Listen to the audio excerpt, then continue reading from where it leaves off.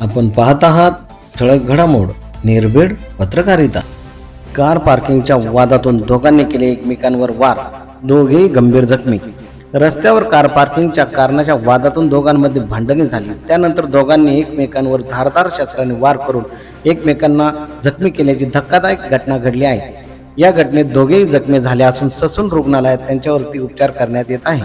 गणेश सुभाष राजपसरे वय वर्ष 32 कोंढवा आणि अशरफ अशफाक शेख वय वर्ष 30 राहणार लक्ष्मी टॉवर मिठानगर कोंढवा अशी या दोघांची नावे आहेत। ही घटना कोंढव्यातील कौसरबाग येथील सना हॉस्पिटल समोर सार्वजनिक रस्त्यावर बुधवार 19 मार्च रोजी 11:30 वाजण्याच्या सुमारास घडली आहे। पोलिसांनी दिलेल्या माहितीनुसार गणेश राजपसरे यांनी त्यांची कार कौसरबाग येथील सना हॉस्पिटल समोर सार्वजनिक रस्त्यावर पार्क केली होती। त्यावरून त्यांचा व अशरफ याचा त्यांच्याशी वाद झाला। वादाचे रूपांतर भांडणामध्ये झाले। त्यामध्ये दोघांनी एकमेकांवर धारदार शस्त्राने मारहाण करून परस्परांना जखमी केले।